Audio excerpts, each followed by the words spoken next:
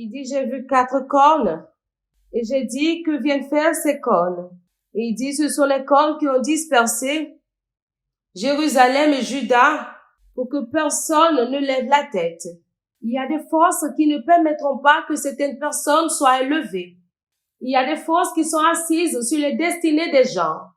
Dans ce grand service de délivrance, toute personne sort de toute limitation et de toute rébellion. Dieu peut sécher la mer pour vous, la mer rouge. Toute force qui appuie votre destinée pour que cela n'échappe pas à la servitude, ces forces seront dirigées droit dans la mer rouge. Dieu est toujours en vie, il est toujours sur le trône. Il ne changera jamais. Tout ce qu'il a fait avant, il le fera encore. Ça, c'est des témoignages clairs de salut et de délivrance des forces méchantes. Alors, tout enchantement qui a été jeté sur la destinée de toute personne qui renverse votre percée pour que vous n'allez pas au prochain niveau, je les commande détruits maintenant dans le nom de Jésus. Merci, Père. Voici votre jour. Seigneur, que ta parole court rapidement aujourd'hui et que ton nom soit glorifié. Je ne sais pas, mais si vous avez remarqué toute oppression satanique dans votre vie, positionnez-vous correctement pour écraser cela aujourd'hui. Que cela ne part pas avec vous aujourd'hui. La plupart du temps, lorsque nous parlons à Dieu, et encore plus, nous sommes appelés à traiter les situations et espérer avoir des paquets divins comme nous le voulons. C'était un peu lorsque nous partions pour l'évangélisation, nous avons rencontré cet homme fou. En ce moment, il n'était pas question de parler à Dieu. C'était le moment de traiter ce diable. Et j'ai dit dans mon cœur que si cet esprit me touchait, je déchirerais ma Bible. Et Dieu a dit, je sais. Alors j'ai dit à ce démon, ôte tes mains sales. En ce moment, vous ne pouvez pas prier à Dieu, vous criez sur le diable. Alors toute chose qui est assise sur tout aspect de votre destinée, c'est le moment de crier et de leur ordonner de partir. C'est le moment de les renverser. Levez vos mains au ciel et remerciez Dieu pour la grâce qu'il vous accorde, pour être là où vous vous tenez, là où le diable ne peut pas prévaloir. Vous êtes dans le royaume où le diable n'a pas de puissance pour prévaloir. Maintenant, regardez cette situation et tuez le diable qui est derrière cela. Assez. Les dérangements dans votre sommeil. Assez. Les harcèlements dans votre travail. Assez. Ôte tes sales mains. Assez. Ôte tes mains. Assez. Ôte tes mains.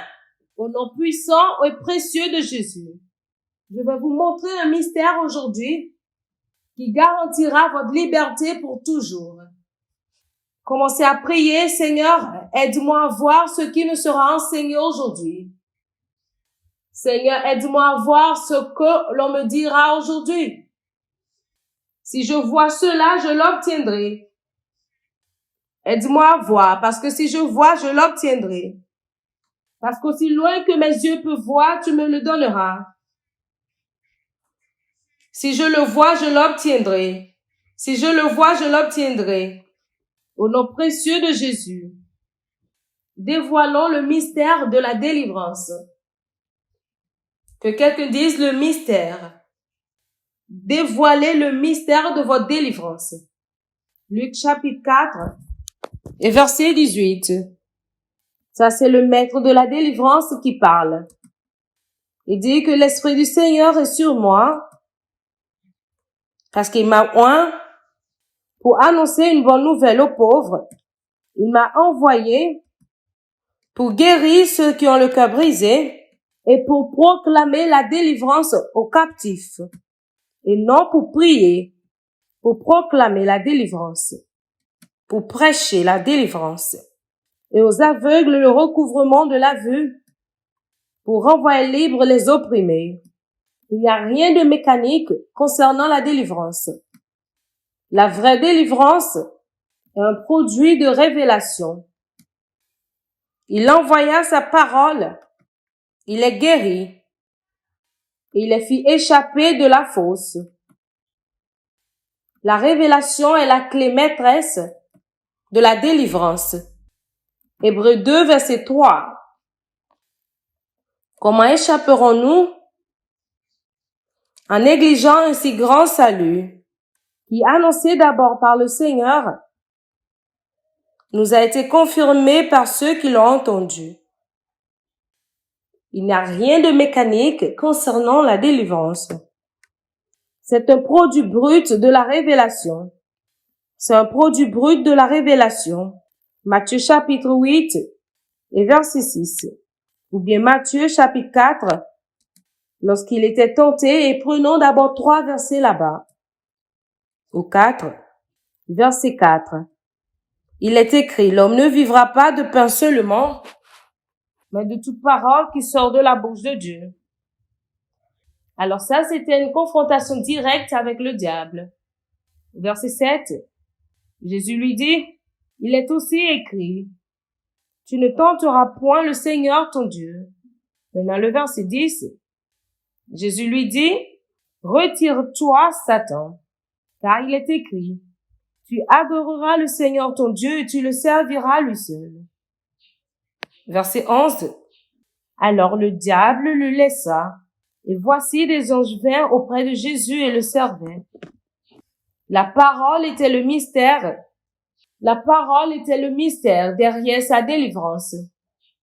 La parole était le mystère derrière son contrôle et sa maîtrise.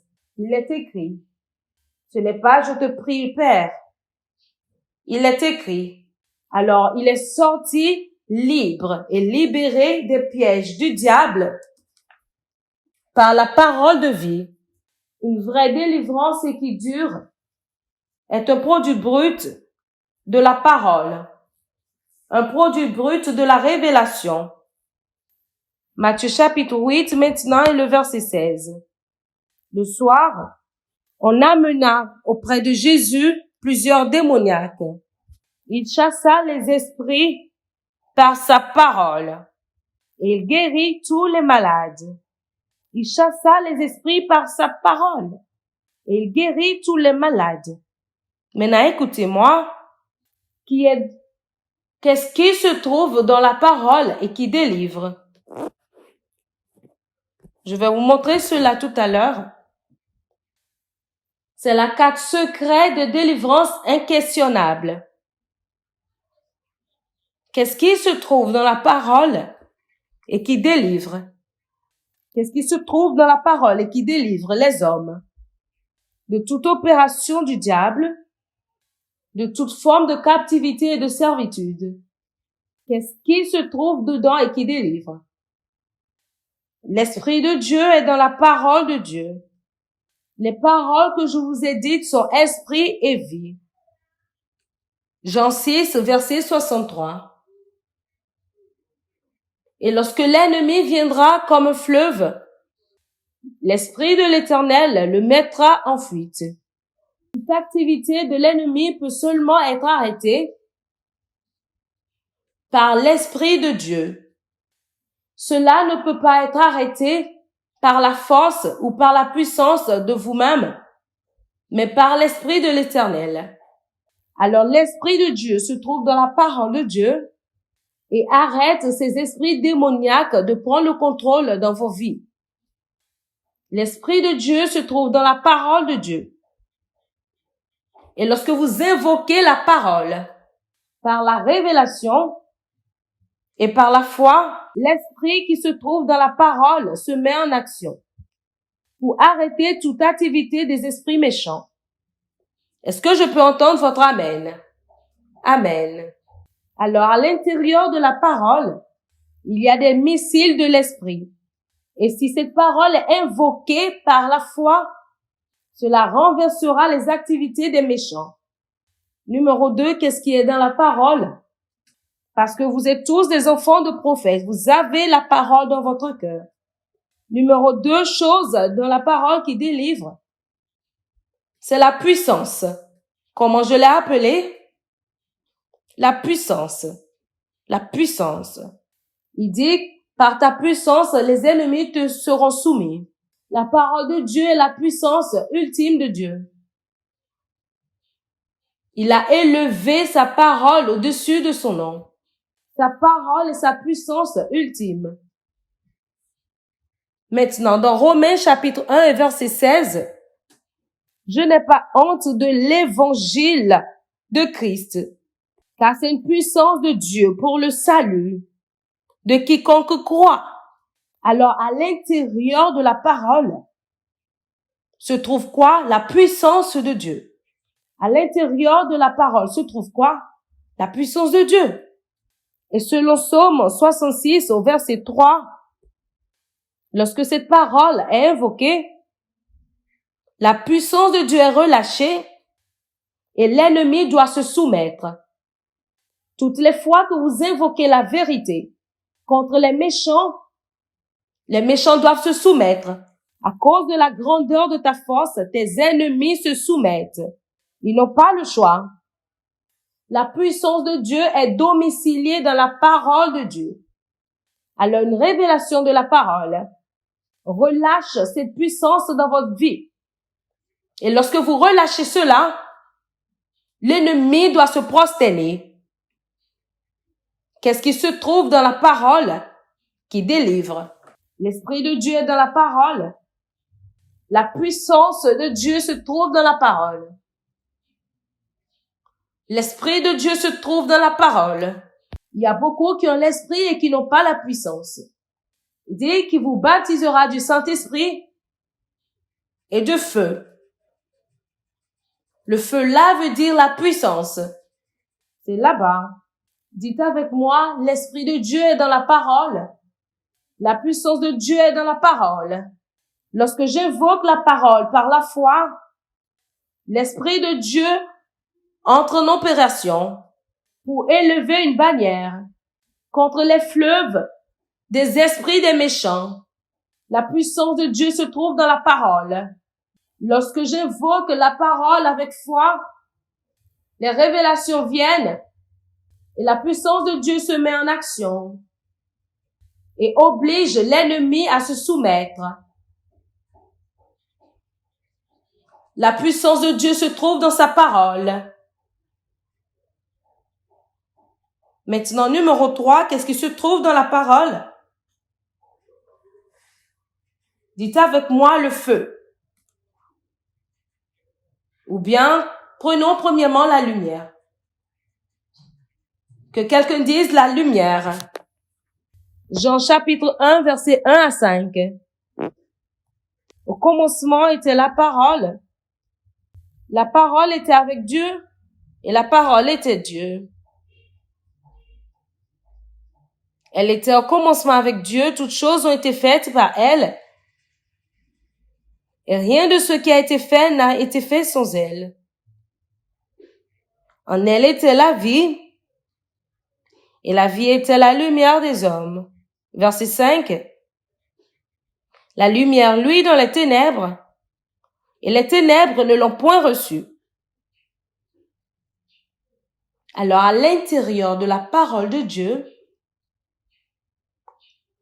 il y a la lumière inarrêtable de Dieu. Alors, lorsque vous invoquez cela, cette lumière qui renverse les ténèbres se met à l'œuvre. Vous relâchez des missiles de lumière divine dans les régions des ténèbres. Et lorsque cette lumière arrive là-bas, les ténèbres plient bagage. Rappelez-vous, dans Luc chapitre 22, verset 53, Jésus a dit, « J'étais tous les jours avec vous dans le temple, et vous n'avez pas mis la main sur moi. Vous n'avez pas étendu votre main contre moi. Mais c'est ici votre heure. Et la puissance des ténèbres, toute oppression de l'ennemi, du diable, opèrent dans le règne des ténèbres. Toutes les activités des méchants s'opèrent dans le règne des ténèbres. Lorsque vous invoquez la parole de lumière qui est née ou qui est issue de la révélation, les flèches de la lumière sont en œuvre. Ils vont là-bas pour arrêter les œuvres des ténèbres et les renversent toutes. Alors la lumière de Dieu se trouve dans la parole de Dieu. Et cette lumière renverse les forces des ténèbres. Et les ténèbres ne peuvent pas gérer cette lumière. Je vous ai déjà parlé d'un témoignage de l'un de mes cousins qui avait l'esprit de folie. Et en ce moment, je nageais dans Jean chapitre 1, un 31 décembre, et j'étais enragée. Parce que toute vraie révélation enrage le porteur. Cela intoxique le porteur. Et on m'a dit dans la réunion familiale, ton fils est malade. Je leur ai dit, s'il vous plaît, mettez-vous à l'aise, on va finir bientôt. J'étais pas président ou secrétaire de la réunion. Dans notre réunion de famille, j'étais l'un des petits garçons. Alors, je ne devais pas me précipiter. Je leur dis, tenez-vous prêts, relâchez-vous, lorsqu'on finit, je reviens. En ce moment, je ne pouvais pas faire de contribution ni rien. Mais je vais rester dans cette réunion. Parce que le diable n'est pas aussi important pour me faire sortir de cette réunion. Alors, après la réunion, je suis allée, j'ai dit où est-ce qu'il est? Ils m'ont dit qu'il était dans la chambre. Lorsque je suis entrée dans la chambre, lorsque je suis entrée en même temps dans la chambre, l'esprit a quitté. Aussitôt que la lumière est entrée, il n'y a pas de débattement. Lorsque vous voyez des gens qui secouent la tête, qui baissent la tête et qui disent qu'ils font la délivrance, c'est une ignorance spirituelle. Il n'y a pas quelque chose comme ça dans la Bible. Cela n'existe pas. La délivrance, c'est par révélation. Et maintenant, vous allez dans tous les endroits. Vous allez vers les personnes qui vendent des colombes pour dire que vous voulez être délivrés. S'il vous plaît, réveillez-vous.